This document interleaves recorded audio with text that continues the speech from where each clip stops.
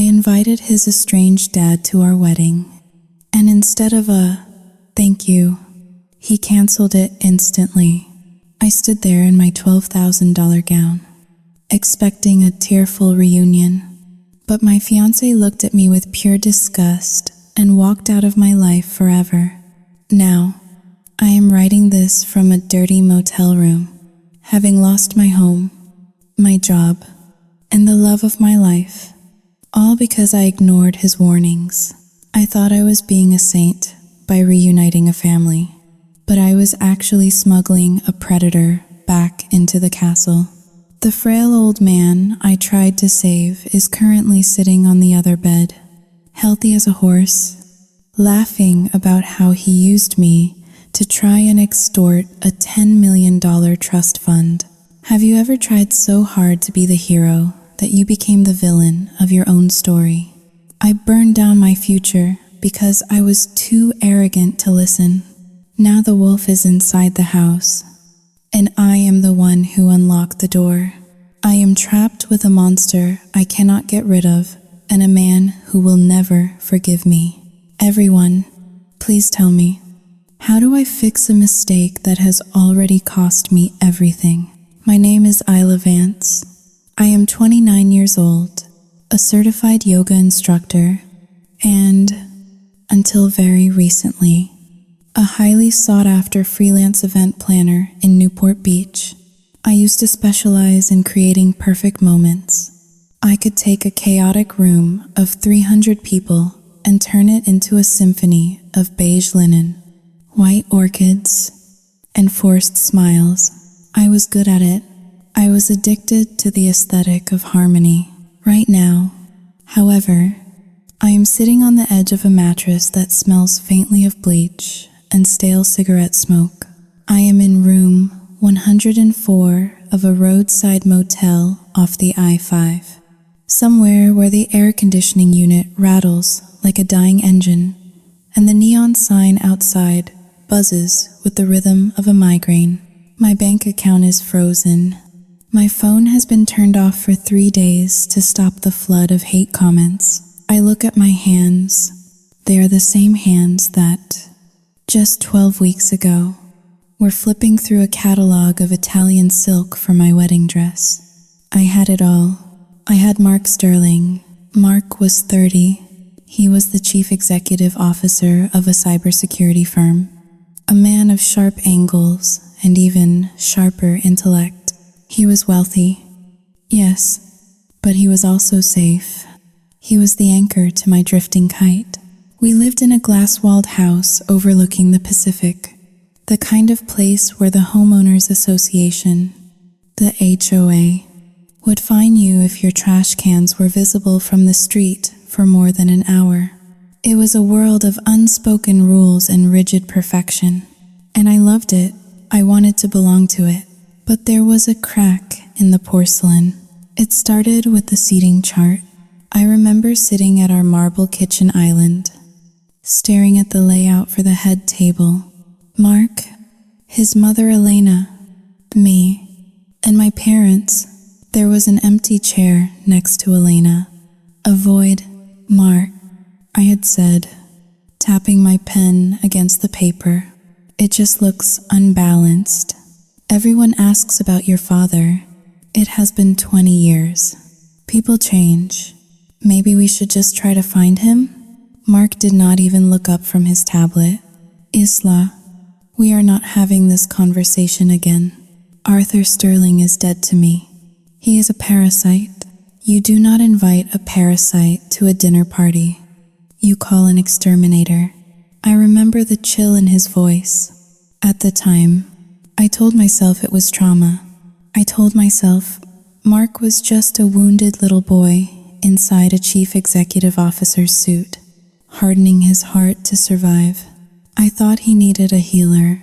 I thought he needed me to be the bigger person. I was so arrogant. The first time I saw Arthur, I did not know it was him. It was a Tuesday morning.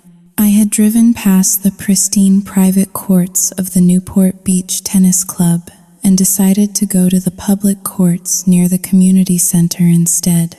I told myself it was because I wanted to stay grounded.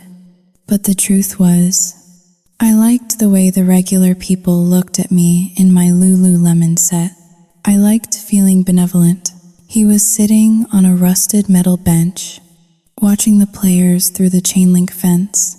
He looked like a discarded wrapper, wrinkled, gray, and easily overlooked. He wore a faded windbreaker that was 2 sizes too big and shoes that were held together by duct tape. He was coughing, a wet, rattling sound that made the mothers nearby pull their children closer. I finished my practice and walked toward my car. As I passed him, he dropped his water bottle. It rolled to my feet. I picked it up. It was an old plastic soda bottle filled with tap water. "Thank you, miss," he wheezed, his eyes watery and red-rimmed. My hands. "Xiao Jing Hao Ling. 2# is greater than they are not what they used to be.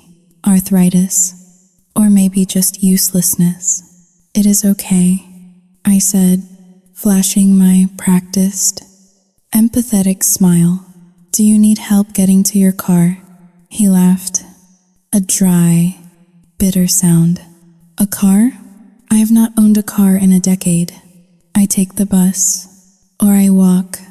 It gives me time to think about my mistakes." Something about his tone hooked me.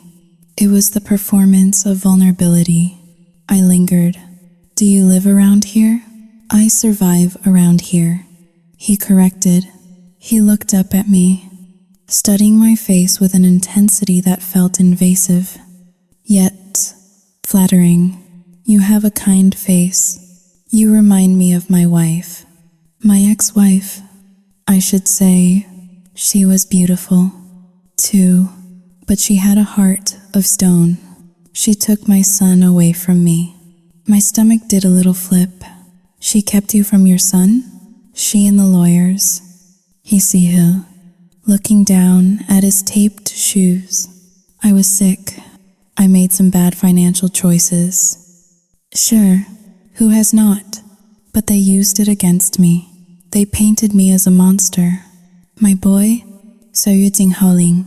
Coxie, my mark, Xiao Yu Jing Hao Ling. 2# is greater than he grew up hating me because of her lies.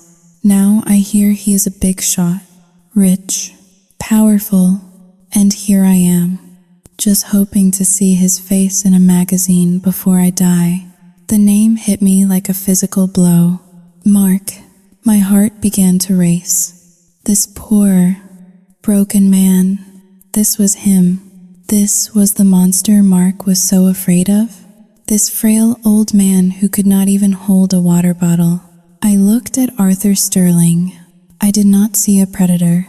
I saw a victim of the ruthless, elite world I was about to marry into. I saw Mark's coldness reflected in this man's poverty. And in that moment, my savior complex roared to life. I felt a surge of righteous indignation. How could Mark, with his millions, let his own father rot like this? "What is your name?" I asked, my voice trembling slightly. "Arthur," he said softly. "Arthur Sterling." I should have walked away. I should have called Mark. I should have realized that a man who starts a conversation with a stranger by pity-mongering is a walking red flag. Instead, I smiled, a conspiratorial, secret smile. "I think we have a lot to talk about." "Arthur," I said, "let me buy you lunch." He looked at me, and for a split second, the sorrow in his eyes vanished, replaced by something sharp and calculating. It was there and gone so fast I thought I imagined it. "That would be a blessing," he said. I opened the passenger door of my Range Rover for him as he climbed in, dirty shoes on my pristine beige mats. I felt a thrill of rebellion. I was going to fix this family. I was going to be the saint who brought the father home. I did not tell Mark. That was the first lie. And as I pulled out of the parking lot, watching Arthur touch the leather dashboard with greedy, trembling fingers, I had no idea I had just invited the devil into the sanctuary. The meetings became a ritual, twice a week. While Mark thought I was at a hot yoga session or finalizing floral arrangements with vendors, I was sitting in a booth at a diner called Joe's on the outskirts of town. It was the kind of place where the menus were sticky with syrup residue, and the waitresses called everyone honey with a voice roughened by decades of secondhand smoke. It was the perfect hideout. Nobody from our circle in Newport Beach would ever be caught dead here. Arthur was always waiting for me. He devoured the food I ordered for him with a desperation that broke my heart. Watching him tear into a stack of pancakes or a greasy burger made me feel a strange mixture of pity and power. I was feeding the man Mark had starved. I was correcting a cosmic injustice over black coffee. Arthur began to paint a picture that dismantled everything I thought I knew about my fiancé. He wiped a smear of ketchup from his chin with a paper napkin and looked at me with those watery, dog-like eyes. "You have to understand, Isla," he said, his voice trembling. "I was not perfect. I worked too hard. I was never home because I was building the empire that Mark now sits on. And when I got sick, when the stress finally gave me a stroke, Elena saw her chance. She wanted the money, all of it. She told Mark I was gambling it away. Can you believe that? A man in a hospital bed, accused of gambling? I gripped my mug tighter. The ceramic was hot against my palms, grounding me. Mark told me you drained his college fund, I said softly. Arthur let out a sharp, incredulous laugh. College fund? I paid for his private school with my sweat. I liquidated my retirement to send him to that prep school. They twisted it, Isla. They gaslit a sick old man and threw him out on the street so they would not have to pay for my care. I felt a cold knot form in my stomach. I thought about Mark's ruthlessness in business. I thought about how easily he fired employees who did not meet his standards. Was it so hard to believe he had done the same to his father? Mark and his mother were obsessed with image. A sick, broken father did not fit the aesthetic. I reached across the table and covered Arthur's rough hand with mine. I believe you, I whispered. That was the moment the wall between Mark and me began to crack. I went home that night and looked at Mark differently. He was sitting on our Italian leather sofa, typing away on his laptop, looking immaculate in a crisp white shirt. Before, I saw a successful provider. Now, I saw a usurper. I walked into the kitchen, my mind racing. Arthur had mentioned he was behind on rent for his room in a shared basement. He said he was terrified of being homeless again. He needed $1,200 just to be safe. I did not even hesitate. I logged into my banking app. I took the money from the budget we had set aside for the wedding favors. Who needed personalized candles anyway? This was a human life. I wired the money to a PayPal account Arthur had scribbled on a napkin. I told myself it was charity. I told myself I was buying redemption for my future family. But there were signs, small, sharp things that pricked at the edges of my conscience, which I chose to ignore. During our third meeting, Arthur pushed aside his empty plate and leaned in. His demeanor shifted. The frail old man vanished for a second, replaced by something more alert. So, the wedding, he said. It is going to be at the Pelican Hill Resort, right? I nodded. Yes. On the main lawn. That is expensive property, he mused, his eyes narrowing slightly. Mark must have done very well with the trust fund. I paused. I had never mentioned a trust fund. What trust fund? I asked. Arthur blinked. and the mask of the confused old man slid back into place instantly. Oh, just Xiao Yu Jing Hao Ling, 2 hashes greater than you know. My father, Mark's grandfather, Old Man Sterling, was loaded. I assumed he left something for the boy. He certainly did not leave anything for me. Did Mark ever mention a will? Or a stipulation about marriage? No, I said slowly. Mark never talks about money details with me. We have a prenup, but I never asked about family inheritances. Arthur hummed, tapping his fingers on the table. Smart. Mark is smart. He keeps his cards close. Just like his mother, he quickly changed the subject back to his health, complaining about a pain in his chest, distracting me with guilt. But for a moment, the air between us had felt transactional. I shoved the feeling down. I was too invested in the narrative of me being the savior to let a little suspicion ruin it. When I got home that evening, the house felt like a museum. Cold, sterile. Mark was in the kitchen, pouring a glass of wine. He looked up as I entered, his eyes scanning my face. Mark had a way of looking at people that made them feel like they were under a microscope. You were gone a long time, he said. His voice was even, but there was an edge to it. I hung my purse on the hook, my heart hammering against my ribs. I just went for a long drive. I needed to clear my head. Wedding stress. Mark took a sip of wine, never taking his eyes off me. You smell like grease, he stated flatly. I froze. I had forgotten about the diner smell. It clung to my hair and clothes. A scent of fried onions and cheap coffee that had no place in our climate-controlled mansion. I stopped by a fast food place. I said, forcing a laugh, "Do not judge me. I was craving fries." Mark set his glass down on the counter. The sound of glass hitting marble echoed in the silence. "I am not judging you, Isla, but you have been distant lately. You are withdrawing large amounts of cash. You are disappearing for hours." He walked over to me, stopping just inches away. I could smell his expensive cologne, a stark contrast to the stale odor of Arthur. "If you are having second thoughts about the wedding, tell me now," Mark said softly. "I can handle honesty. I cannot handle games." I looked into his eyes and felt a surge of resentment. He thought this was about me getting cold feet.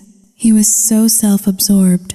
He had no idea I was out there cleaning up his mess, taking care of the father he abandoned.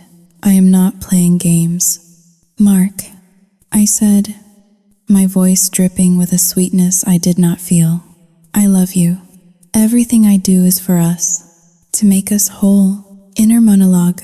You have no idea what wholeness is. Mark, you think you can cut off parts of your life and just keep moving, but I am going to stitch you back together. Whether you like it or not, you will thank me later. When you see him at the wedding, when you see he has changed, you will fall to your knees and thank me. I kissed him on the cheek. It felt like kissing a stranger. "I am going to take a shower," I said, pulling away. As I walked up the stairs, I could feel Mark's gaze burning into my back. He knew something was wrong. He was a predator by nature, and he could smell the deception on me. But he was too late. I had already sent the invitations. I had already arranged for Arthur's suit. The trap was set, not for Mark, but for the bitterness that held this family hostage. I was going to be the hero of this story. I did not know I was actually the villain's favorite puppet. The day of the final fitting arrived wrapped in the golden, hazy sunshine of Southern California. It was supposed to be the happiest day of my pre-wedding life. The venue was booked, the flowers were selected, and today, I was going to reveal the greatest gift a bride could ever give her groom. I stood in the center of the private suite at Le Rêve Bridal, a salon so exclusive you had to be referred by a former client just to get an appointment. I was wearing a custom Galia Le Havre gown, a masterpiece of French lace and sheer tulle that hugged my body like a second skin. It cost $12,000. My mother was crying softly in the corner, dabbing her eyes with a monogrammed handkerchief. "You look like an angel, Isla," she whispered, but I was not looking at her. I was looking at the reflection in the massive, gilded mirror. Behind me, sitting on a velvet chaise lounge, was Elena, Mark's mother. She was sipping champagne, her posture rigid, her eyes critical as she scanned the hemline for any imperfections. Next to her stood Mark.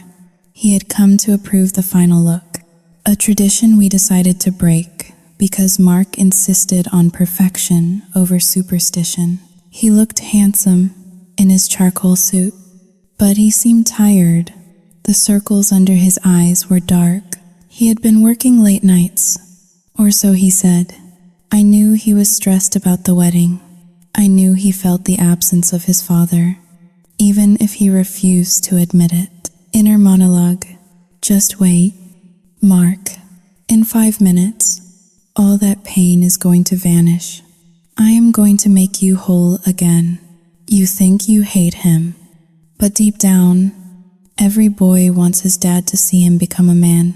I am the only one brave enough to make this happen. I checked my phone, which was hidden in the folds of my dress. A text message from Arthur. "I am outside. I am nervous.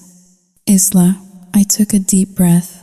My heart was hammering against my ribs like a trapped bird. This was it, the grand gesture, the moment that would define our marriage.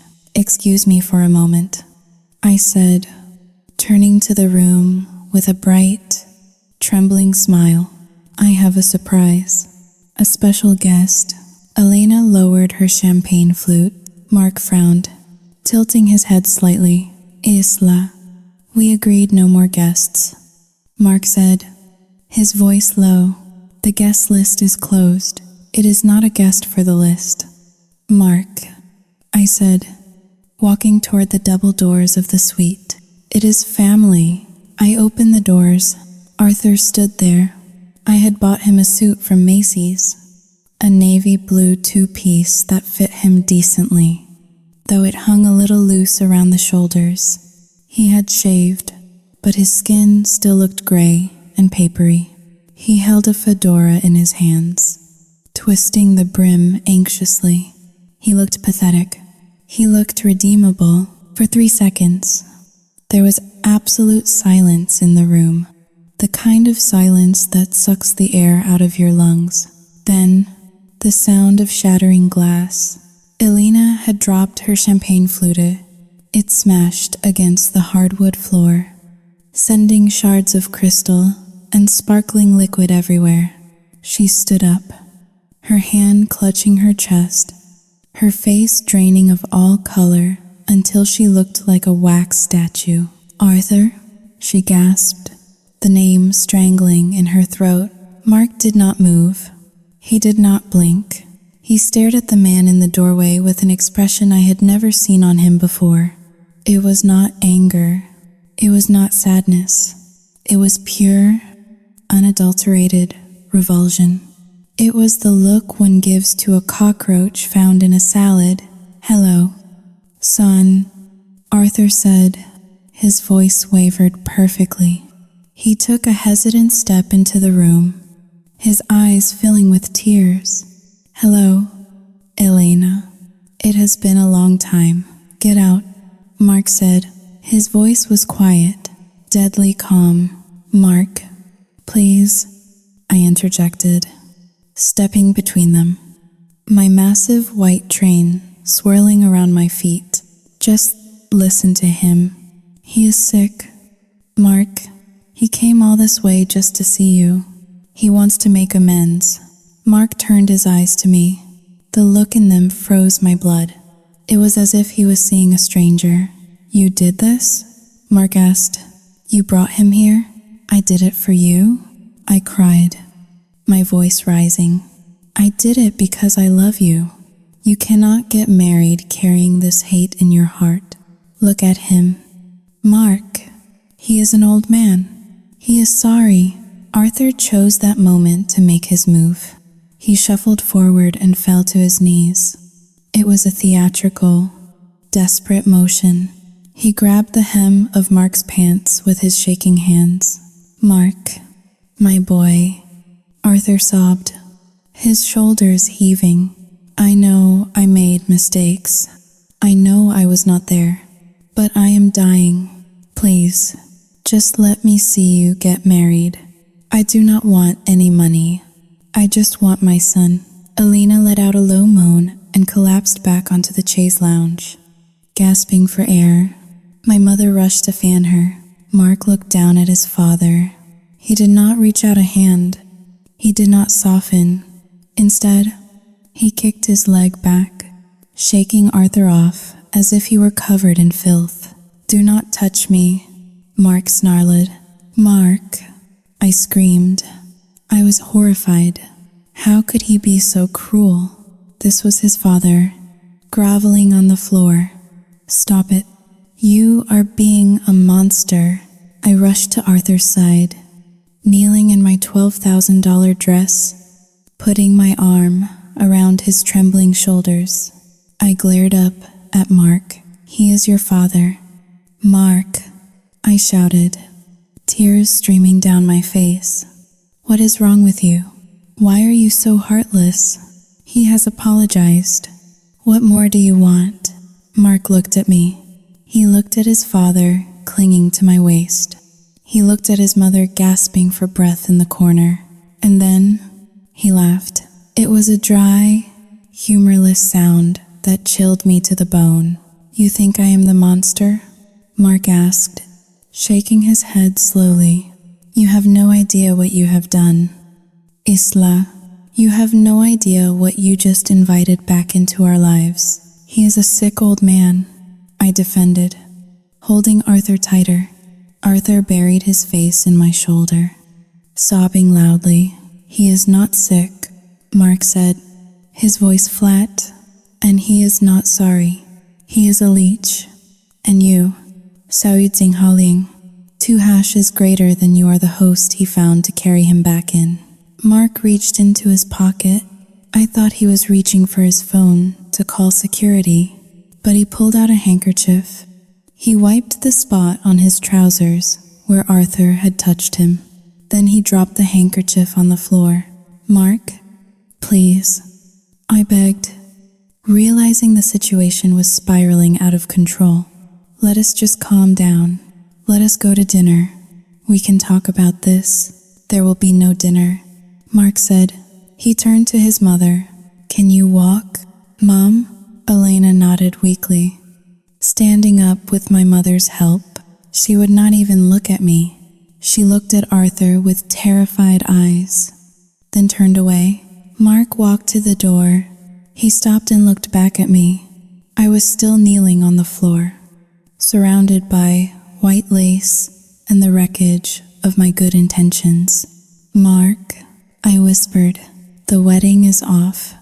"Isla," he said. The words hung in the air, heavy and suffocating. "What?" I choked out. "You heard me. It is over. I cannot marry someone so stupid and so arrogant that they would think they know my life better than I do." "But Saoyudzing Haoling, 2 hash is greater than the deposit? The guests?" I stammered, panic rising in my throat. "I do not care." Mark said, "Keep the ring. Sell it to pay for his hotel room. You are going to need it, because you are not coming back to my house." He did not wait for an answer. He took his mother's arm and walked out of the suite. The heavy double doors swung shut behind them with a final, decisive click. I sat there, frozen. The silence of the room returned, broken only by the sound of Arthur's weeping. My mother stood in the corner, her hand over her mouth, looking at me with wide, fearful eyes. Isla, Saoying Haoling, 2 hashes greater than she whispered. I looked down at Arthur. He was still clinging to me, but as the sound of Mark's footsteps faded down the hall, the sobbing stopped abruptly. Arthur lifted his head. He wiped his eyes. He looked at the door where his son had just vanished, and then he looked at me. "Well, Arthur Seahill," his voice suddenly steady, void of the tremor he had had seconds ago. "That went poorly." He stood up, dusting off the knees of his new suit. He looked around the luxurious suite, his eyes landing on the bottle of champagne that had not been broken. "Are you going to drink that?" he asked, pointing to the bottle on the silver tray. I stared at him, my mind unable to process the shift in his demeanor. My fiancé had just left me. My wedding was canceled. My life was in ruins. And the grieving, dying father was asking about alcohol. "Arthur," I whispered. He poured himself a glass of champagne, took a sip, and grimaced. "Too dry," he muttered. "I prefer beer, but beggars cannot be choosers." "Right, daughter-in-law?" He winked at me. A cold shiver went down my spine, sharper than the air conditioning. I realized, with a dawning horror, that Mark had not been looking at a father. He had been looking at a predator, and I was the one who had opened the cage. The gate code to the Sterling estate was 4921. It was the date of Mark's birthday. I had punched it in 1,000 times, usually with a trunk full of organic groceries or fresh hydrangeas. This time, the keypad flashed red. "Access denied." I tried again, my fingers trembling. "Access denied." A sleek black security SUV rolled up to the other side of the gate. The window lowered with a mechanical hum. It was Rodriguez, the head of security. He was a man I had tipped $500 last Christmas. He had walked my dog. He had smiled at me every morning for 2 years. "I am sorry, Miss Vance," Rodriguez said. His voice was polite but devoid of warmth.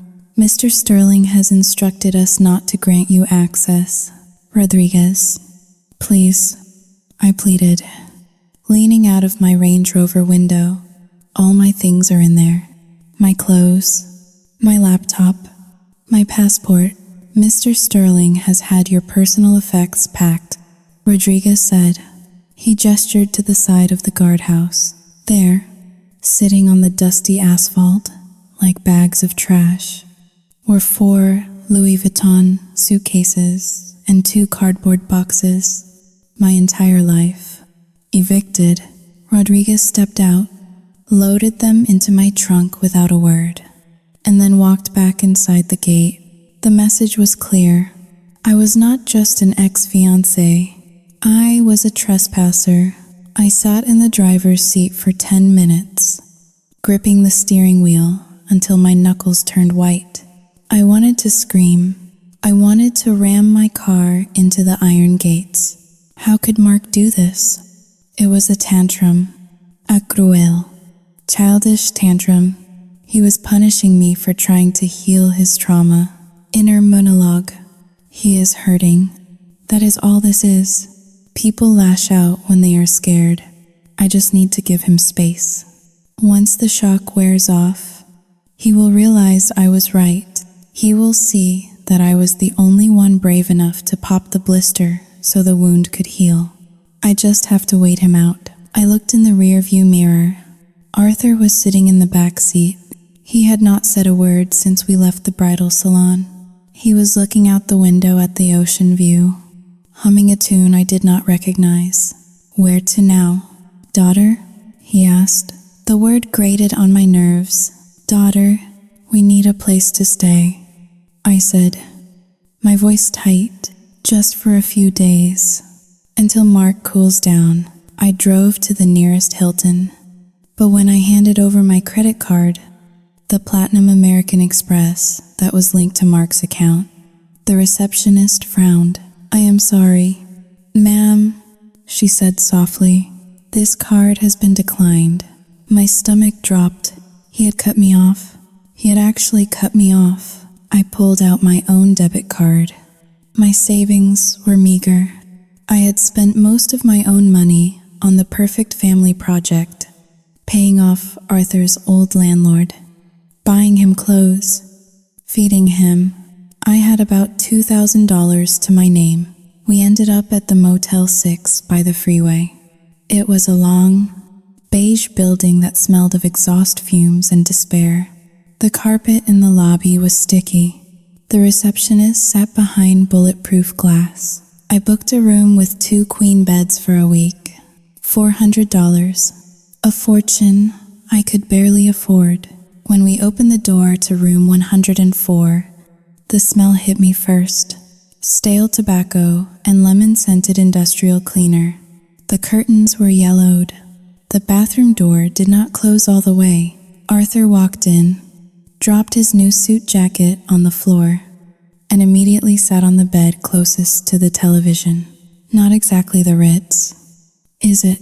he remarked, bouncing a little on the mattress to test the springs. "But it beats the shelter." He grabbed the remote and turned on the television. The volume was deafening. A game show host was screaming about a new car. "Arthur, could you turn that down?" I asked, rubbing my temples. "I have a migraine." He ignored me. He was too busy taking off his shoes. The smell of his feet filled the small room instantly. A sharp, vinegary odor that made me gag. He swung his legs up onto the bedspread, shoes and all, and sighed. "I need a pillow," he said. "This one is flat. Give me yours." "Excuse me?" I asked, staring at him. "Your pillow?" "Isla, my neck is bad. You know that sleeping on the floor for months really does a number on the cervical spine." He did not look frail anymore. He looked comfortable. He looked like a man who had just moved into a new kingdom. I grabbed the pillow from my bed and tossed it to him. He caught it with surprising agility and stuffed it behind his head. I sat on my bed, pulling my knees to my chest. I felt small. I felt dirty. I checked my phone. Still no messages from Mark. Just a barrage of notifications from Instagram. People were asking why the wedding website had been taken down. Someone had posted a blind item on a local gossip blog. Which high-profile Newport Tech chief executive officer just dumped his bride at the final fitting? Rumor has it she was cheating with a geriatric. I threw the phone onto the nightstand. "I am hungry," Arthur announced 20 minutes later. "There is a vending machine outside." I muttered, "I do not want chips." "Isla, I am a growing boy." He chuckled at his own joke. "I want a steak, a nice ribeye, medium rare, and a beer." "Arthur, we are on a budget." I snapped, my patience fraying. Mark cut off the cards. "I am paying for this with my own money. We can get McDonald's." He sat up, his face darkening. The pitiful, weeping old man from the bridal shop was gone. In his place was someone with cold, hard eyes. "McDonald's?" He scoffed. "You drag me out of my life. You promise me a reunion. You get me humiliated by my own son. And now you want to feed me garbage? Is that how you treat family?" I stared at him. His life? I had dragged him out of a basement where he was sleeping on a mattress on the floor. "I am doing the best I can." "Arthur," I said, my voice shaking. "Well, do better." He said, "You are the one who messed this up. You rushed it. You should have prepped him better. Now, thanks to your incompetence, I am stuck in a motel room instead of the guest wing of a mansion. The least you can do is get me a decent meal." He laid back down and turned up the volume on the television even higher. Go on. He waved his hand dismissively. And get me a pack of cigarettes while you are out. Marlboro Reds. I stood there for a moment, stunned by his audacity. My inner voice screamed at me to scream back, to tell him to get out, to leave him there and drive away. But I could not. If I left him, I was admitting defeat. If I abandoned him, I was proving Mark right. I was proving that Arthur was a burden, a mistake. Inner monologue. No, I cannot let Mark win. I cannot let him be right about his father. Arthur is just cranky. He is stressed. He has been rejected by his son. Of course he is lashing out. I am the strong one here. I have to be the buffer. I grabbed my purse and walked out into the humid night air. I walked to the Outback Steakhouse down the street. I ordered a ribeye to go. It cost $35. As I waited for the food, watching the happy families eating dinner in the booths, tears finally spilled down my cheeks. I wiped them away angrily. I was not wrong. I was not stupid. I was just the only one willing to do the hard work. But as I walked back to the motel, carrying a bag of expensive meat for a man who had just insulted me, a terrifying thought whispered in the back of my mind. What if Mark was not protecting himself? What if he was protecting me? I shook the thought away. No, Mark was cruel. Arthur was a victim. And I was the savior. I had to be. Because if I was not the savior, then I was just a fool who had burned down her own house to warm a snake. I opened the door to room 104. Arthur did not even look up from the TV. He just held out his hand for the bag. About time, he grunted. The ice machine was located at the far end of the walkway, nestled between a vending machine that only dispensed soda and a trash can overflowing with beer bottles. I filled the plastic bucket, the cubes crashing against the sides with a deafening rattle that echoed in the empty parking lot. It was 2 a.m. I was exhausted. My eyes felt gritty, and my skin crawled with the sensation of being unclean. I had spent the last 3 hours scrolling through old photos of Mark and me, tormenting myself with images of the life I had just torched. I walked back toward room 104, hugging the ice bucket to my chest like a shield. As I approached, I noticed a sliver of light cutting across the dirty concrete walkway. The door was not latched. I slowed my pace. My first instinct was concern. Had Arthur fallen? Was he having a medical emergency? The guilt flared up instantly. I had left a dying man alone for too long. I reached for the handle, ready to rush in and play the nurse. But then I heard a voice. It was Arthur. But it was not the Arthur I knew. There was no wheezing. There was no tremor. The voice booming from inside the room was robust, deep, and dripping with arrogance. Yeah, make it 2, the voice said, followed by a wet, hacking laugh that sounded nothing like a cough. And I do not want the cheap stuff. Bring a bottle of Johnny Walker Blue. I am celebrating. I froze, my hand hovering inches from the door. He was on the phone. Who was he talking to? Yeah, I got a live one here. Arthur continued. A real idiot. She gave me her credit card numbers earlier to book the room. I wrote them down before she put it back in her purse.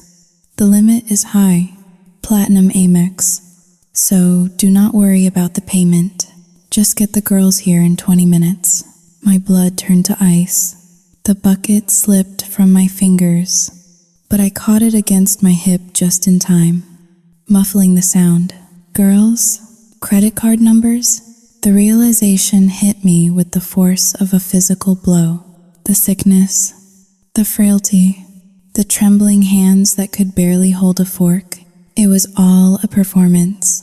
A a master class in manipulation tailored specifically for an audience of one. Me. I pushed the door open. Arthur was lying on the bed, his feet propped up on the headboard, phone pressed to his ear.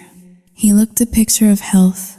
His color was flushed, his eyes bright and alert. He was smoking a cigarette, ash falling onto the bedspread I was supposed to sleep on. He looked up as I entered. He did not jump. He did not look guilty. He simply held up a finger, signaling me to wait, and finished his call.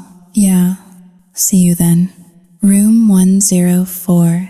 He hung up and tossed the phone onto the mattress. He took a long drag of the cigarette and blew the smoke directly at me. You took a long time with that ice, he said. I stared at him, my mouth opening and closing like a fish.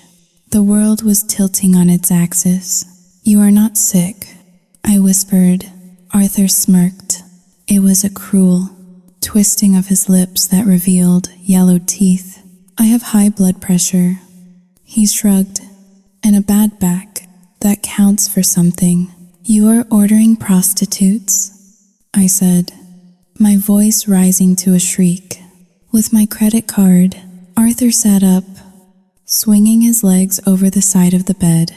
He looked me up and down with a sneer of contempt. Lower your voice, princess. The neighbors are trying to sleep. And yes, I am ordering some company. God knows, looking at your crying face all night is depressing enough. I need some entertainment. How could you? I gasped. I dropped the ice bucket. Cubes spilled across the carpet. I gave up everything for you. I lost my fiancé.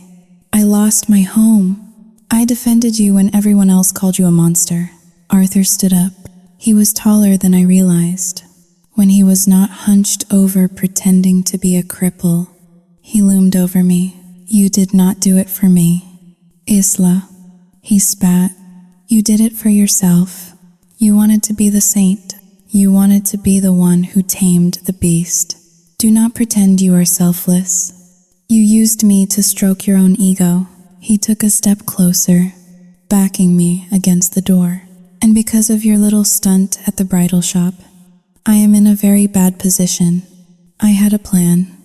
You know, a slow, careful plan to guilt Mark into giving me access to the trust fund.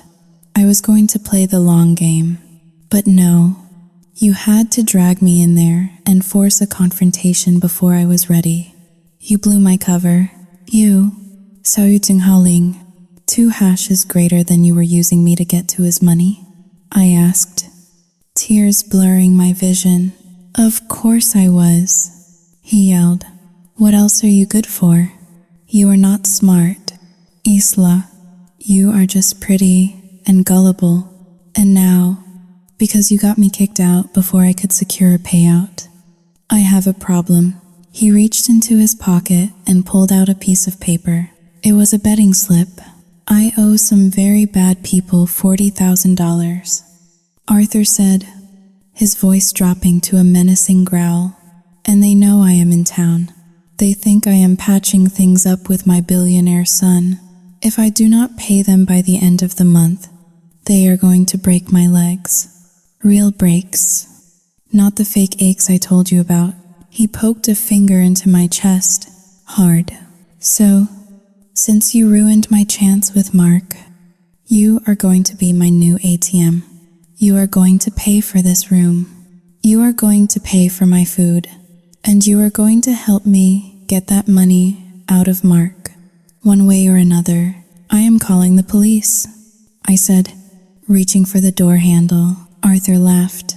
Go ahead. Call them. And tell them what? That you stole money from your fiancé's account to fund a con man? Mark will sue you for everything you have. I will tell the police you were in on it. I will tell them we planned this together to extort the Sterling family. Who do you think they will believe? The grieving father or the gold-digging ex-fiancé who has been wiring me cash for weeks? I froze.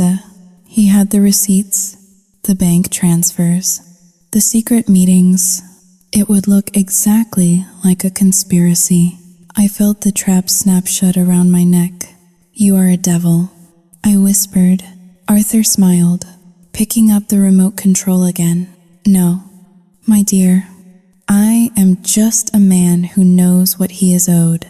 Now, get out. The girls will be here in 10 minutes. And 3 is a crowd. Go sleep in the car." He turned his back on me and turned up the volume on the television. I stood there for a moment, trembling from head to toe. The perfect family I had tried to build was a lie. The man I tried to save was a predator, and the man I had called a monster, Mark, was the only one who had told me the truth. I turned and walked out of the room, slamming the door behind me. I walked to my car, climbed into the back seat, and locked the doors.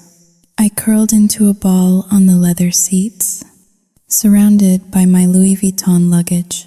For the first time in my life, I did not pray for peace. I did not pray for harmony.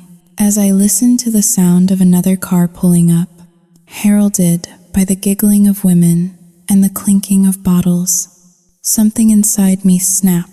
The part of me that wanted to be a savior died in that parking lot. I wiped my face. My eyes were dry now. Inner monologue. "You want a villain, Arthur? You want someone to play the game with you? Fine. You made a mistake. You thought I was just a dumb blonde. You forgot that to survive in Newport Beach, you have to know how to smile while holding a knife behind your back. You want Mark's money? I will make sure you get exactly what you deserve." I pulled out my phone. I did not call Mark. I opened the voice recorder app and hit the red button. I was done saving people. It was time to start hunting. The morning sun did not bring clarity. It brought a headache that throbbed behind my eyes with the rhythm of a jackhammer. I had slept for maybe 2 hours, curled in the backseat of my Range Rover, using a cashmere sweater as a blanket. My neck was stiff, and my mouth tasted like copper and regret. I walked back to room 104. The door was ajar, propped open by a plastic trash can. The cleaning cart was parked outside, but the maid was nowhere to be seen. Instead, I heard Arthur's voice drifting out into the humid hallway. He was not talking to the maid. He was holding court. I stepped inside. The room was a disaster zone. Empty bottles of Johnny Walker Blue Label littered the dresser. The sheets were stripped from one bed and piled in a corner, stained with things I did not want to identify. The air smelled of stale bourbon, heavy perfume, and the musk of unwashed bodies. Arthur was sitting on the remaining made bed, wearing only his boxers and a ribbed white undershirt. He was eating a breakfast burrito that dripped grease onto his chest. He held his phone to his ear with his shoulder, gesturing wildly with his free hand. "No, you listen to me, Jerry," Arthur barked, spraying crumbs. "The plan has changed. The wedding is off." The girl was too eager. She blew the load too early. I stood by the door, clutching my purse. He saw me, but he did not lower his voice. He looked right through me, as if I were a piece of furniture. "Yeah, I know about the clause," Arthur said, his voice dropping to a conspiratorial growl. Old Man Sterling was a controlling bastard from the grave to the cradle. Mark does not get a dime of the principal until he signs that marriage certificate. $10 million. Jerry, sitting in a trust, gathering dust, just waiting for a ring. My breath hitched in my throat. I felt the blood drain from my face. $10 million. I leaned against the wall for support. The pieces of the puzzle slammed together with a violence that made me dizzy. Arthur continued, picking a piece of bacon from his teeth. "So here is the new play. We do not need the wedding. We need leverage. Mark needs a bride to get his grandfather's money. I am going to make sure that no woman in California will touch him until I get my cut. I am going to make him so toxic, so radioactive, that he will have to pay me just to go away so he can find a wife." He laughed, a wet, hacking sound. "Yeah, I want 20%, 2 million. That is the price for my silence. Otherwise, I go to the press. I tell them Mark beats his father. I tell them the Sterlings are running a Ponzi scheme. I do not care what I say. I just need to make enough noise to freeze that trust fund." He hung up the phone and tossed it onto the mattress. He looked at me, his eyes gleaming with malice. "Good morning, sunshine," he said. "You look like hell." I walked forward, my legs feeling like lead. "It was never about seeing him," I whispered. My voice sounded hollow, foreign to my own ears. "It was never about reconciliation. It was about the trust fund." Arthur took another bite of his burrito, chewing slowly. "Of course it was about the money. Isla, what kind of fairy tale world do you live in? Love does not pay the bookies. Love does not buy a penthouse." He swallowed and pointed a greasy finger at me. "Mark is worth millions on his own." "Sure, but that trust fund? That is the old money. That is the money my father denied me because he thought I was irresponsible. He skipped a generation. He gave it all to the golden boy. Do you know how that feels? To watch your son inherit the empire you should have had? Because you are an addict." "Arthur," I said, the realization cold and sharp. "You gambled it away." Mark told me. I just did not believe him. Arthur's face darkened. He threw the half-eaten burrito at the wall. It splattered against the beige wallpaper, leaving a streak of salsa. "I am not an addict," he roared. "I am a man of vision who has had bad luck. And Mark? He owes me. I gave him life. I gave him his genetics, his intelligence. He got that from me. Without me, he does not exist. Therefore, half of what he has belongs to me. It is simple biology. Inner monologue. He actually believes it. He is not just lying to me. He is lying to himself. He thinks his biology is a receipt he can cash in. He feels entitled to the fruit of a tree he never watered. And I, Saoyuting Haling, 2 hashes greater than I was, the axe he used to chop it down. I sank onto the edge of the stripped bed. The despair was a physical weight, pressing down on my chest until I could barely breathe. "I have to call Mark," I said. "I have to tell him." Arthur laughed. "Go ahead, try." I pulled out my phone. My hands were shaking so badly I dropped it twice. I dialed Mark's number. "The number you have dialed has been disconnected or is no longer in service." I stared at the screen. He had changed his number. I opened my email. I typed a frantic message. "Mark, please listen. It is a trap. The trust fund. He is trying to extort you. I am so sorry. Saoyuting Haling. Zwei Raute ist größer als I hit send." A second later, a notification popped up. "Delivery incomplete. Your message was blocked." I tried Instagram. Blocked. LinkedIn. Blocked. Even Venmo. Blocked. I was completely, utterly erased. Arthur watched me panic with a look of amused satisfaction. "He is thorough. I will give him that," Arthur sneered. He learned that from his mother. "Elena creates walls faster than anyone I know. You are on the outside now, sweetie." Just like me, he stood up and walked over to the dresser, picking up an empty bottle and shaking it upside down. "We are out of booze," he said, "and I need more cigarettes.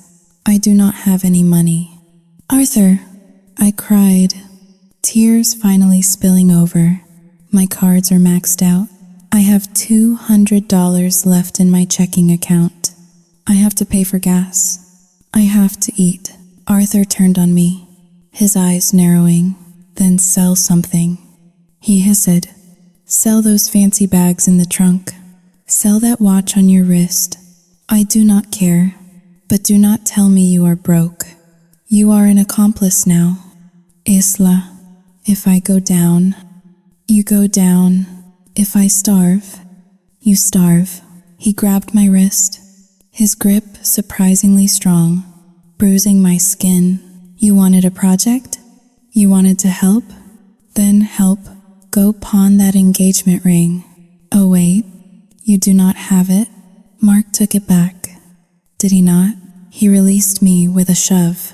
Useless, he muttered. I stumbled back. The reality of my situation crashed down on me.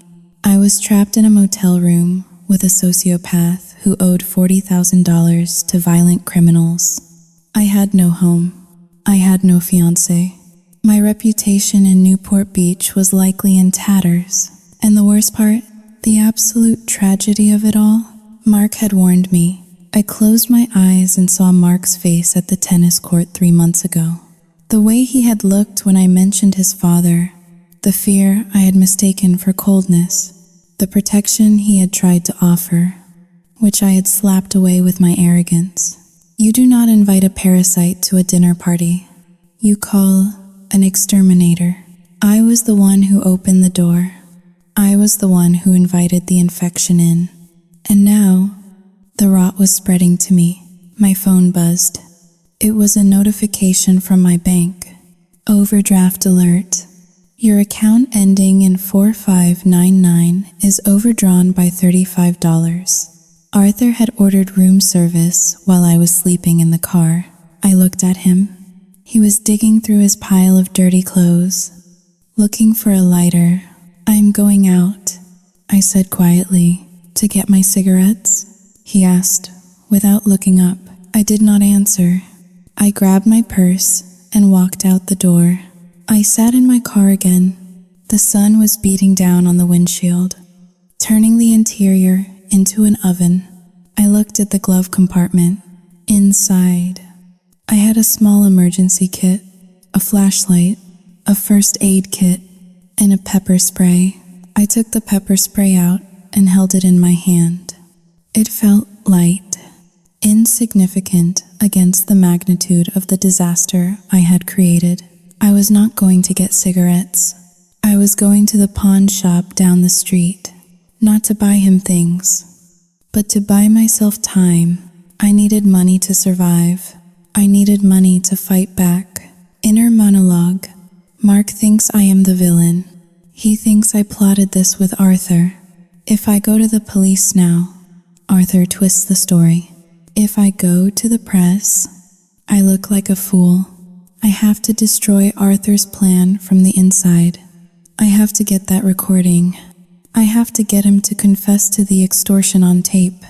It is the only way back. Not back to Mark. That bridge is burned to ash. But back to myself. I started the engine. As I pulled out of the parking lot, I saw a black sedan idling across the street. 2 men were sitting inside, watching the motel. My heart stopped. Arthur's debt collectors. They were here. The timeline had just accelerated. The tragedy was no longer just emotional or financial. It was about to become physical. I drove away, checking my rearview mirror, praying they were not following me. But deep down, I knew the storm had arrived, and I was standing in the center of it without an umbrella. I sold my Celine belt bag for $450. The broker at the pawn shop, a man with grease under his fingernails and eyes that had seen too much desperation to care about mine, told me it was a generous offer. It was a bag that retailed for $2,000. I took the cash without arguing. My pride had been left somewhere on the floor of the bridal salon, along with Mark's handkerchief. When I returned to the motel, the black sedan was still idling across the street. I saw the silhouette of a man in the driver's seat, the glow of a cigarette tip burning like a red eye in the darkness. They were waiting. The sharks were circling, and the blood was in the water. I gripped the roll of cash in my pocket and pushed open the door to room 104. I expected to find Arthur drunk. I expected to find him cowering. Instead, I found him sitting at the small, wobbly desk, surrounded by stacks of paper. He was wearing his reading glasses, a pen tucked behind his ear, looking for all the world like a chief executive officer closing a merger. He looked up as I entered, a manic grin stretching his face. "You are back," he said. "Good. We have work to do." I walked over to the desk. The papers were legal forms, dozens of them. "What is this?" I asked, my voice flat. "This, my dear daughter-in-law, is our golden ticket," Arthur said, tapping a document with his pen. "I did some research while you were out. Did you know that California has something called filial responsibility laws? Family Code, Section 4400. He picked up the paper and read from it with theatrical flair. "Except as otherwise provided by law, an adult child shall, to the extent of his or her ability, support a parent who is in need and unable to maintain himself or herself by work." He slammed the paper down on the desk. "It is the law, Isla. The law says he has to pay for me. I do not need his love. I do not need his forgiveness. I just need a judge to look at his bank account and then look at my empty pockets. He wants $50,000 a month." I read the figure on the demand letter upside down. "Arthur, that is insane. No judge will grant that." Arthur stood up, his chair scraping loudly against the thin carpet. "Mark makes millions. 50,000 is a drop in the bucket for him. It is lunch money. I am asking for the bare minimum to maintain the lifestyle I should have had if I had not sacrificed everything to raise him." Inner monologue. Sacrificed? You abandoned him. You drained his mother's accounts. You left him with nothing but trauma. But in your twisted mind, you are the martyr. You truly believe you are entitled to harvest the crop you never planted. "He is going to fight this," I said. "Mark has an army of lawyers. They will destroy you. They will bring up your gambling. They will bring up the abandonment. Let them," Arthur shouted, his face flushing red. "Let them drag it all out.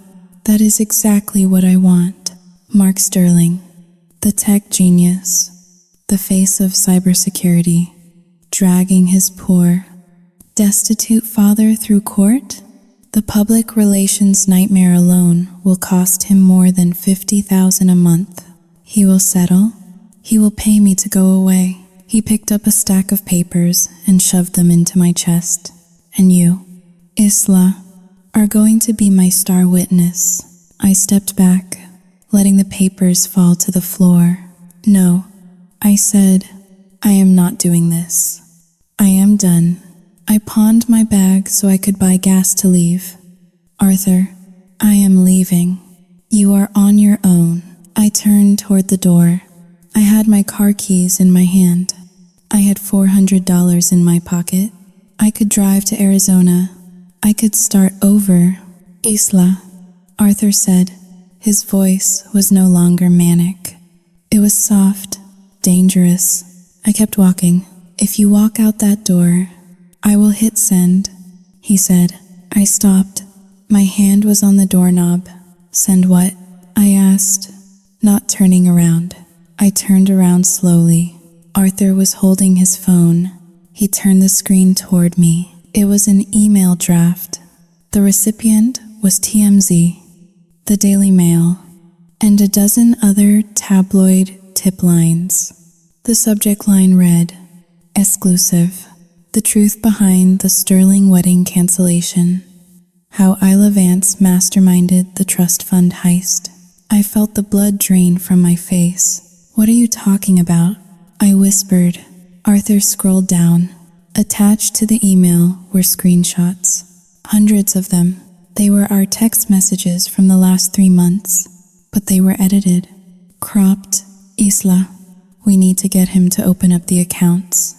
Isla, if he sees you sick, he will pay. Isla, Mark is so cold. We have to force his hand.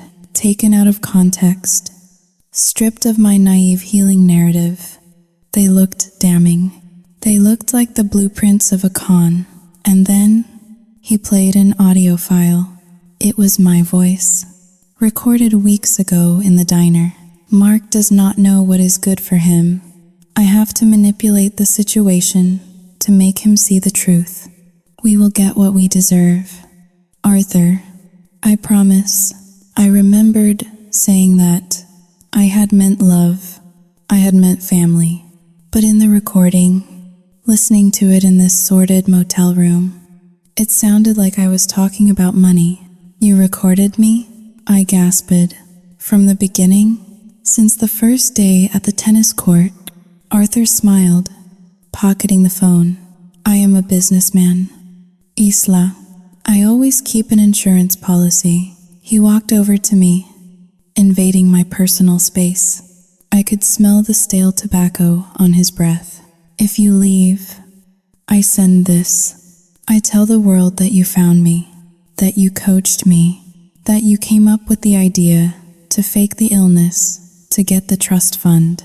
I will say I was just a confused old man and you were the young, greedy mastermind. He leaned closer, his voice a whisper. Mark already hates you, but if I send this, the whole world will hate you. You will never work in this town again. You will never find a husband. You will be the gold digger of the century. Or, Xiao Yu Jing Hao Ling. Or, Jing Hao Da Yu. He paused, letting the threat hang in the air like a guillotine. Or, I choked out, or you stand by me. You sign an affidavit supporting my lawsuit for filial support. You testify that Mark was abusive, that he hates me, and that I am destitute. We get the settlement. I give you 10%. You take the money, move to Europe, and start over. I stared at him. I was looking into the eyes of a sociopath, a man who would burn his own son, and the woman who tried to help him, just to pay off a gambling debt. He did not just want my help. He wanted my soul. He wanted me to become him. My phone buzzed in my pocket, then again and again, a rapid-fire vibration that made my leg numb. I pulled it out. My Instagram notifications were blowing up. Arthur had already started phase 2. While I was at the pawn shop, he had posted a photo on his newly created Facebook and Instagram accounts. It was a selfie I had taken of us 3 weeks ago. We were smiling. I had my arm around him. We looked like a happy father and daughter. The caption read, "Thank God for this angel," while my billionaire son Mark Sterling throws me out on the street to die of heart failure. His fiancée Isla Vance has been using her own savings to buy me medicine. She is the only one with a heart in that family. Sadly, Mark has canceled the wedding because she refused to let me die in the gutter. Please pray for us. He had tagged Mark. He had tagged the company. He had tagged every news outlet in California. The comments were pouring in. Mark Sterling is a monster. Boycott Sterling cybersecurity. Isla Vance is a saint. Protect her at all costs. Why do rich men always hate their parents? Arthur chuckled, looking at my screen over my shoulder.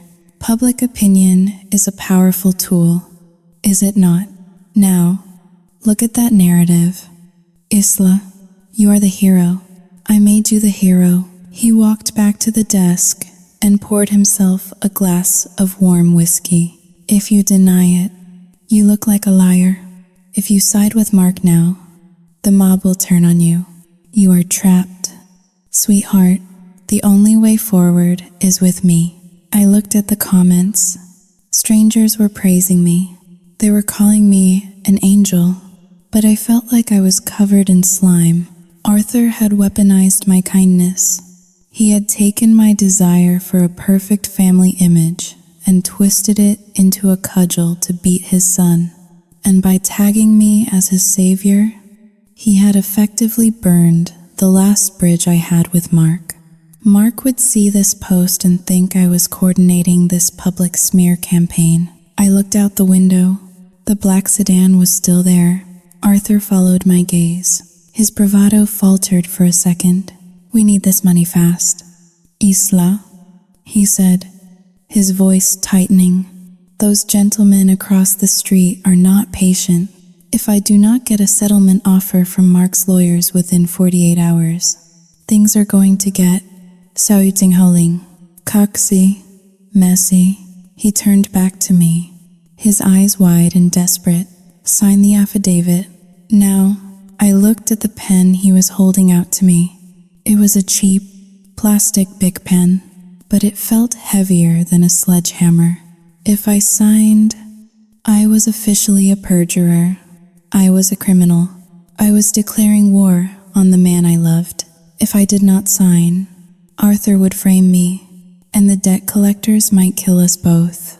Inner monologue. He thinks he has won. He thinks he has checkmated me. He thinks fear will make me obedient, and he is right about the fear. I am terrified, but he is wrong about one thing. He thinks I am still the same girl who picked up his water bottle at the tennis court. He thinks I am soft. I looked at Arthur. I saw the sweat beading on his upper lip. I saw the tremor in his hand that he was trying to hide. Not from age, but from the terror of the men outside. He was not a mastermind. He was a drowning rat, climbing on top of my head to breathe. I took the pen. "I will sign," I said. Arthur let out a breath he had been holding.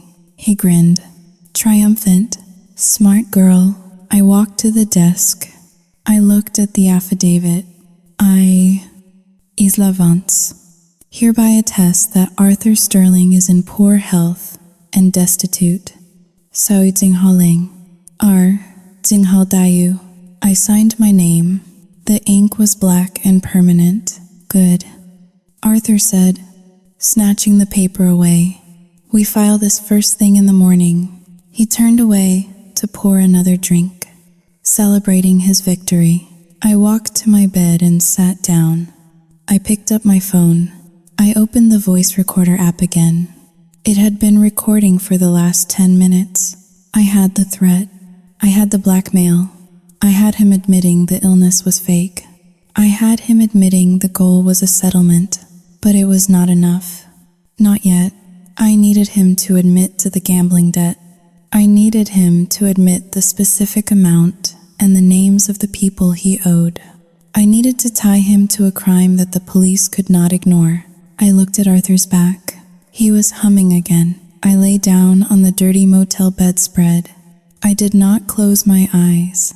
I stared at the ceiling, where a water stain looked like a map of a foreign country. "You want a partner, Arthur?" I thought. "You got one. But you should have read the fine print. Tomorrow, we would go to court. Tomorrow, the world would see the angel and the victim fighting the billionaire tyrant." But I was already writing a different ending to this script, one where the curtain falls on his neck. By 7 in the morning, the post had gone viral. I woke up to the sound of Arthur cackling. It was a dry, scratching sound, like sandpaper rubbing against stone.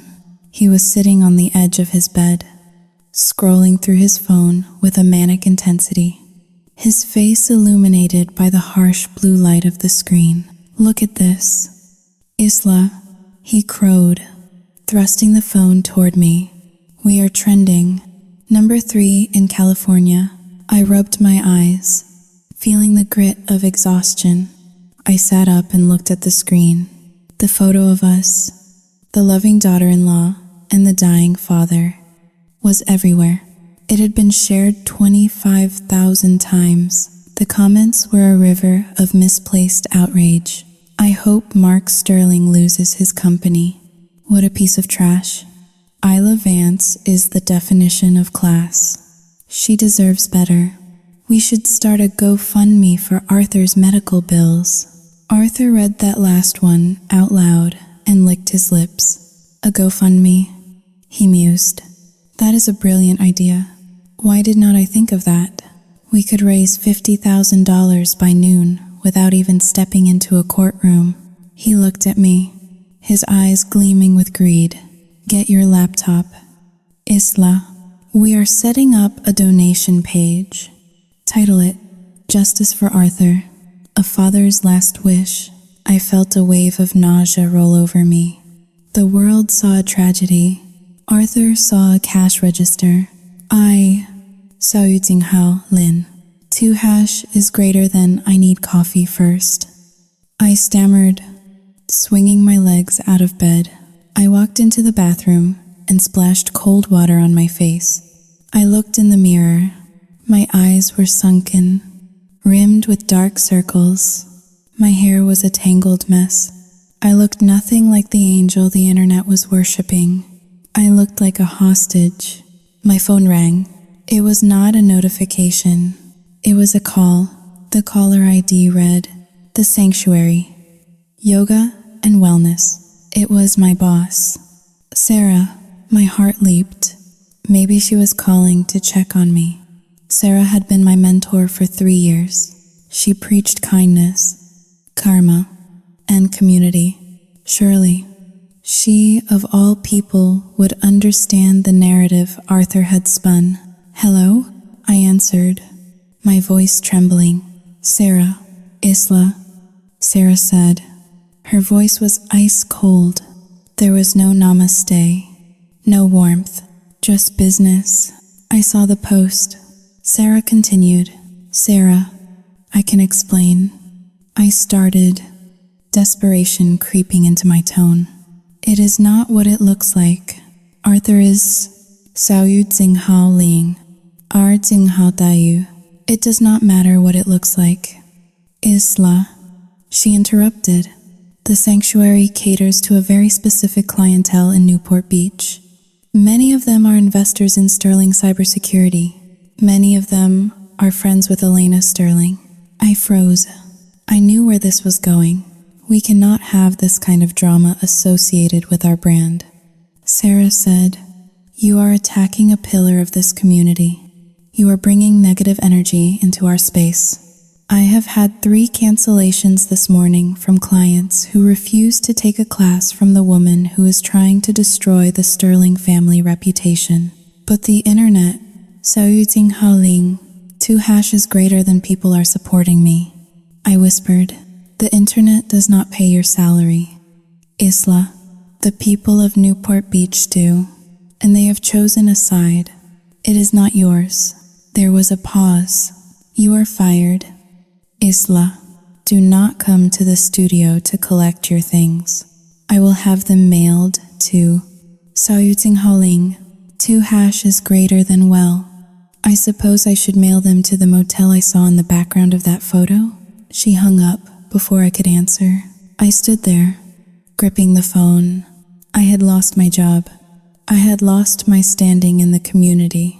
The viral fame was a mirage. To the people who actually mattered in my real life, my employers, my neighbors, my social circle, I was a pariah. I walked back into the main room. Arthur was typing furiously on his phone. The GoFundMe is live. He announced, We already have $200. This is easier than blackjack. My phone rang again. A blocked number. I answered it, expecting another reporter. Isla Vance? A deep, authoritative male voice asked. Xiao Yu Jinghao Ling. Katu? Yes, this is Robert Thorne, representing Mark Sterling. The name hit me like a physical blow. Robert Thorne was the most feared litigator in Orange County. He was known as the Shark. He cost $1,000 an hour, and he never lost. Mr. Thorne, I said, my knees shaking. I am calling to inform you that we are filing an emergency injunction against you and Mr. Arthur Sterling for defamation of character, extortion, and emotional distress, Thorne said. His voice was smooth, calm, and terrifying. We also have forensic accountants looking into the unauthorized transfers from Mr. Sterling's accounts to yours over the past 3 months. We have evidence suggesting a conspiracy to defraud. I did not steal anything. I cried. I used that money for Saoyu Jinghaoling, our Jinghao Dayu, for an accomplice.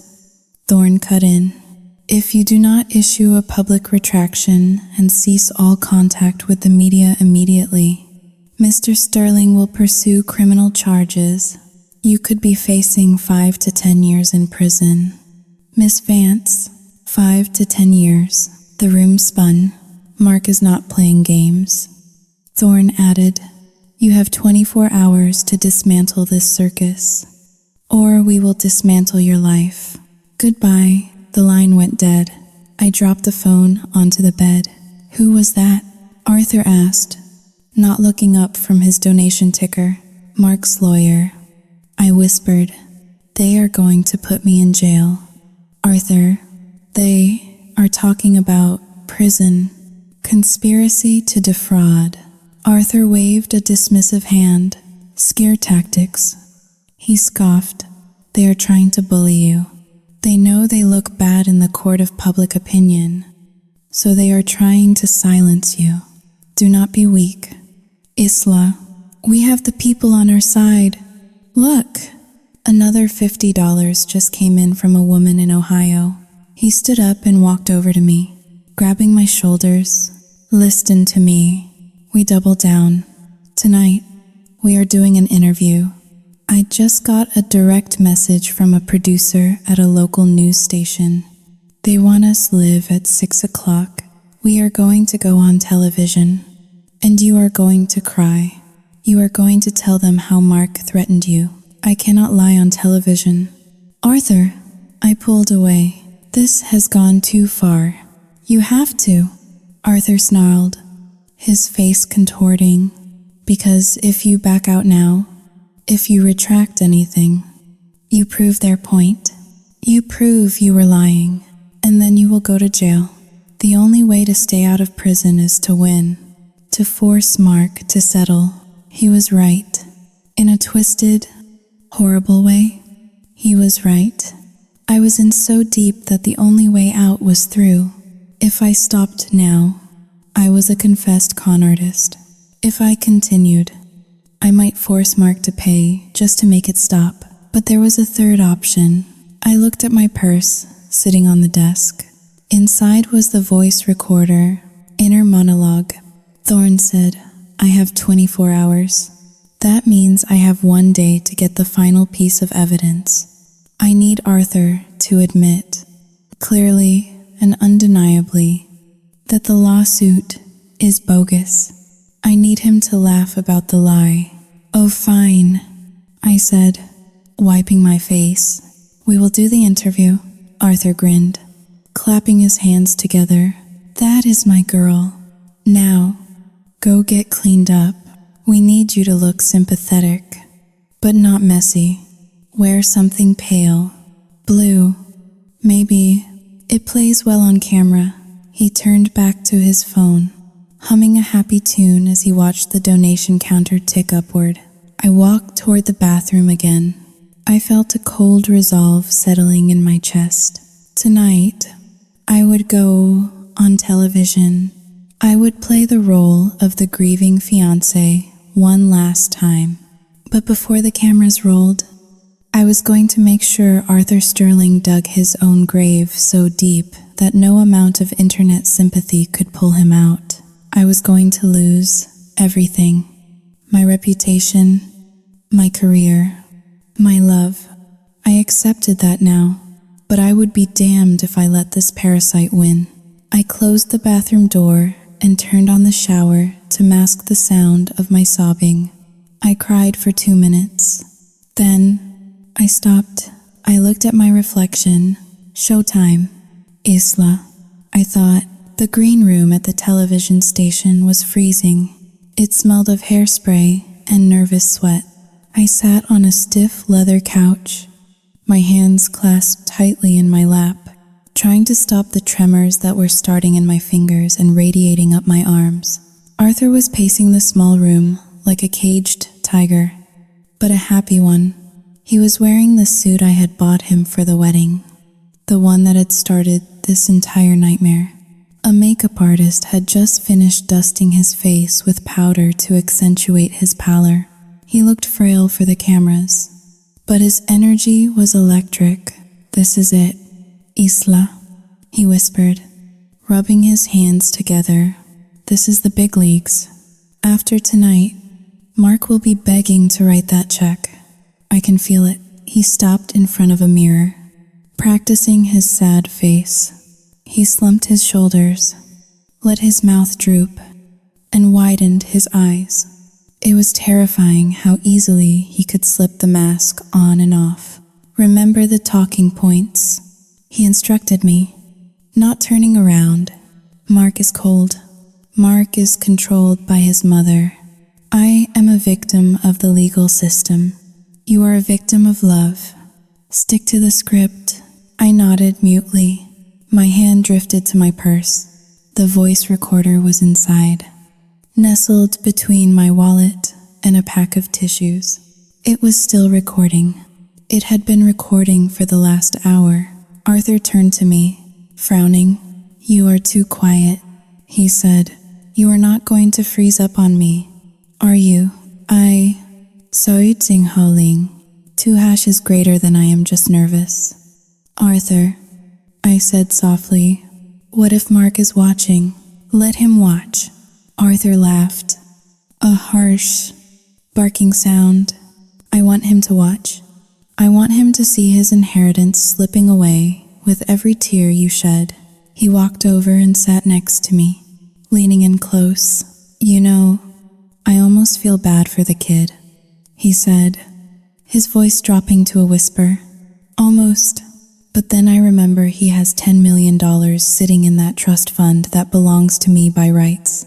Biology. Isla. It is a tax he owes me for existing."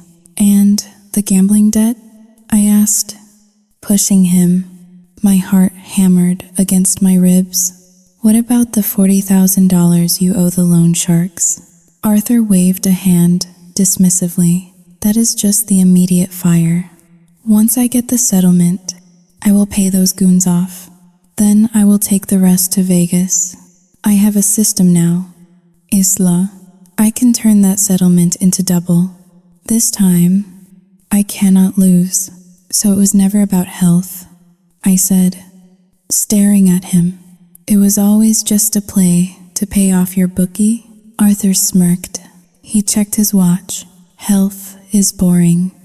Sweetheart, survival is the game. And yes, obviously I am not dying. I will probably outlive you all. But the public loves a tragedy. Who am I to deny them a good show?" Saoyutsing Haoling. 2 hashes greater than got you. I felt a rush of adrenaline so sharp, it almost made me dizzy. He had said it. He had admitted the health scare was a lie. He had admitted the gambling motivation. He had admitted the plan to gamble away the settlement. A production assistant poked her head into the room. 2 minutes to air. "Guys," she chirped, "follow me." We walked down the hallway toward the bright lights of the studio. Arthur was limping now, leaning heavily on my arm. He was already in character. We sat in the chairs opposite the news anchor, a woman with helmet hair and a sympathetic tilt to her head. The cameras rolled. The red light blinked on. "Tonight, we have a heartbreaking story of family betrayal," the anchor began. "Joining us are Arthur Sterling and Isla Vance. Saoyutsing Haoling, are Jinghao Dayu." Arthur launched into his performance immediately. He cried. He coughed.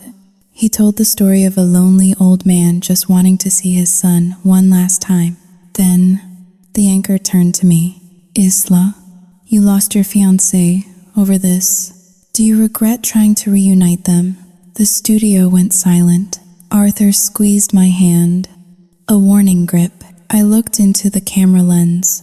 I imagined Mark watching. I imagined the people of Newport Beach watching. I reached into my pocket. I pulled out the small black recorder.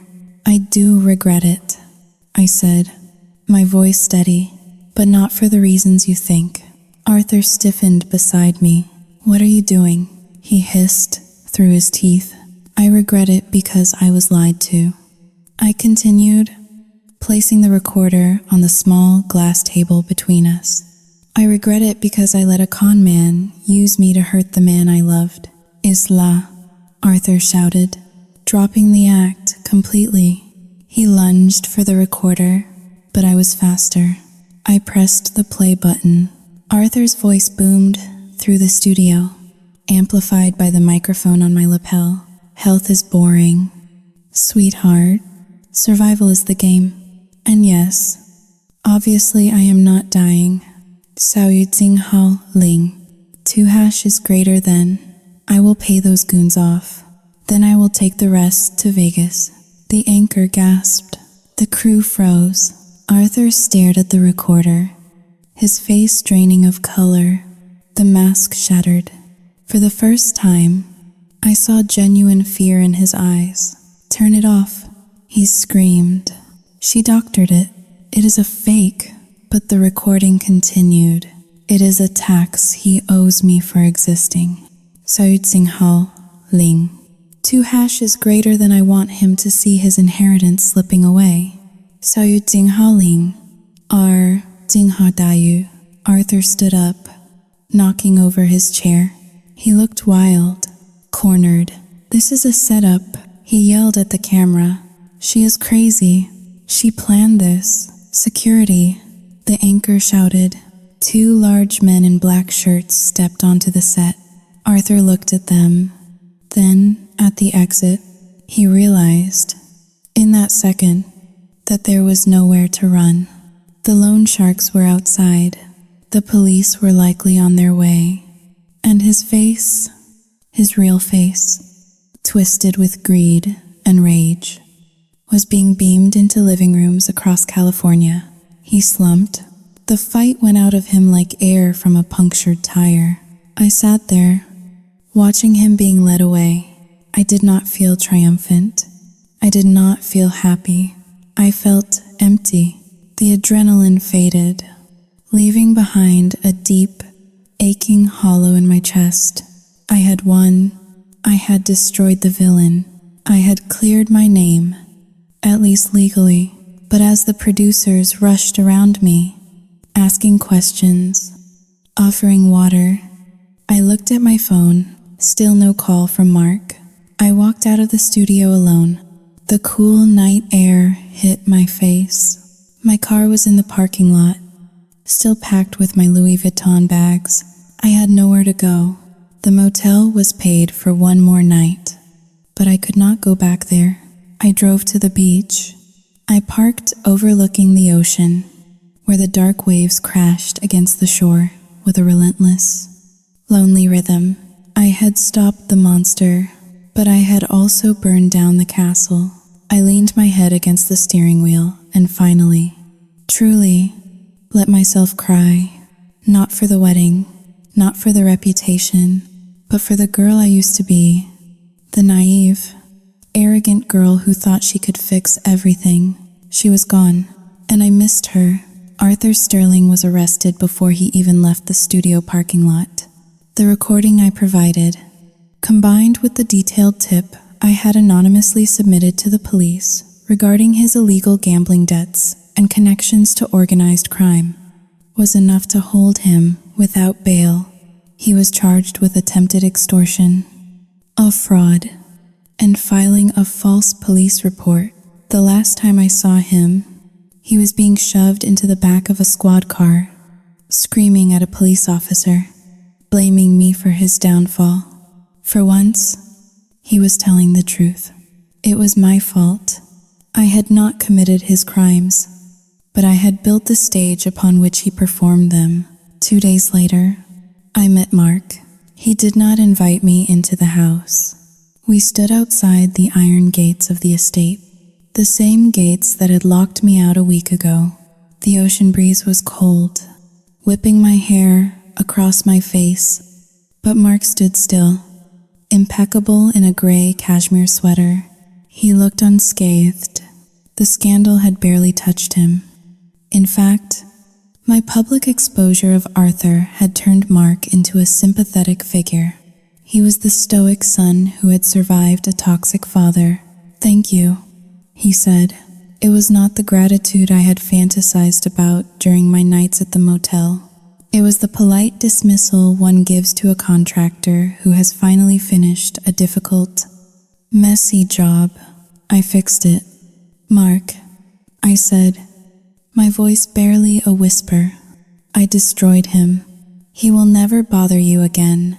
Mark looked at me. His eyes were not angry. They were simply empty of the affection I had once taken for granted. "You did," he agreed. "You were very effective." I took a step toward him, a desperate hope blooming in my chest. "Then maybe, 小鱼井号Ling, 2# is greater than maybe we can try to move past this?" I asked. I learned my lesson. "Mark, I know now why you kept him away. I know I was naive, but I did it because I wanted us to be a family." Mark shook his head slowly. The movement was final. "Sao yu jing hao ling. Due cancelletto e maggiore di no. Isla." "Why?" I choked out. "I saved you from him. You saved me from the problem you created." Mark corrected me. His voice was calm, which made his words cut deeper. "You are not malicious. Isla, if you were, this would be easier. You are dangerous because you are self-righteous." He stepped closer to the gate, gripping the black iron bars. "You saw a boundary I had set for my own survival, a wall I built to keep a monster out, and you decided it was just a misunderstanding that you were special enough to fix. You thought you knew my trauma better than I did. That kind of arrogance, it destroys families faster than any gambling addiction ever could." Inner monologue. He is right. I want to argue. I want to scream that I had good intentions. But intentions do not matter when the house is burning down. I walked into his life with a match, thinking I was bringing light, and I am only now realizing that I was an arsonist.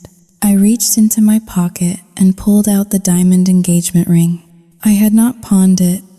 Even when I was starving, I held it out to him through the bars of the gate. He took it. He did not look sad. He looked relieved. "Take care of yourself, Isla," he said. He turned and walked back up the long, winding driveway. He did not look back. The automatic lock on the gate clicked shut with a sound that echoed like a gunshot in the quiet morning air. I walked back to my car. I had no job. I had no fiancé. I had a depleted bank account and a reputation in Newport Beach that was shattered beyond repair.